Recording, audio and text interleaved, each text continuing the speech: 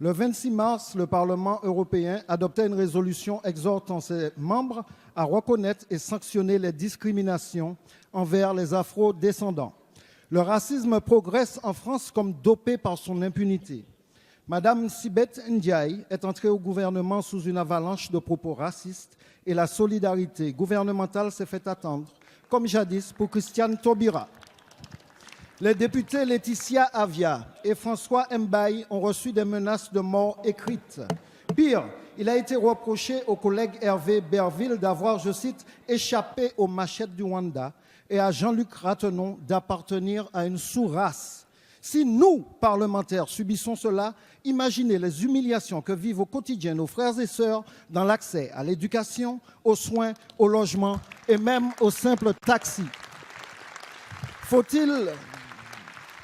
Faut-il s'en étonner lorsque la statue de Colbert, l'auteur du sinistre Code Noir, trône fièrement aux portes même de l'Assemblée nationale?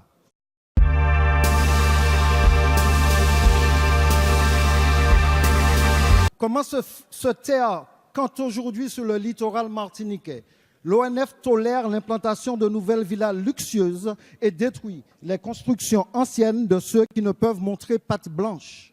Reconnaître l'esclavage comme crime contre l'humanité sans réparation ou supprimer le mot race de la Constitution ne suffit pas tant que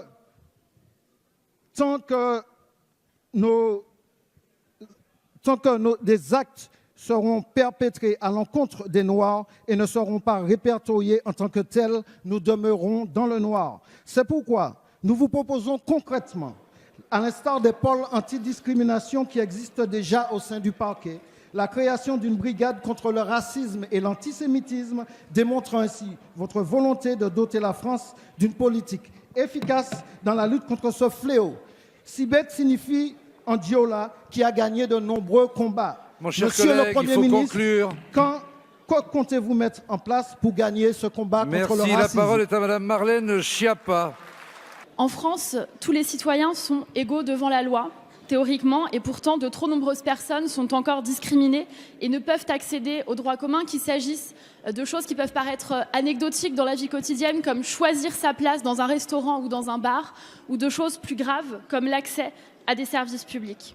Des politiques publiques existent pour corriger ces mécanismes et ces phénomènes de discrimination de longue date, mais comme l'a dit le Premier ministre hier, ici même lors de la restitution du grand débat, ces mécanismes de correction des inégalités de destin ne fonctionnent plus. Je crois que trop longtemps, on s'est collectivement contenté d'ouvrir des guichets sans se préoccuper de savoir si, au final, il y avait vraiment des personnes qui venaient jusqu'à ces guichets pour faire valoir leur accès aux droits et notamment aux droits communs. Nous voulons donc aller plus loin. Aller plus loin, c'est d'abord lutter contre les propos racistes, haineux, antisémites, sexistes sur les réseaux sociaux et c'est ce que proposera la députée Laetitia Avia avec la proposition de loi Avia.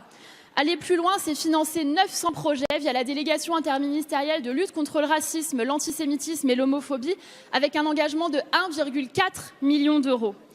Aller plus loin, c'est aussi lancer une brigade antidiscrimination. Et je vous l'annonce lundi, avec Julien Normandie, nous allons lancer cette brigade antidiscrimination pour faire en sorte que toutes les personnes, que tous les citoyens soient considérés comme des citoyens à part entière et puissent véritablement faire valoir leurs droits.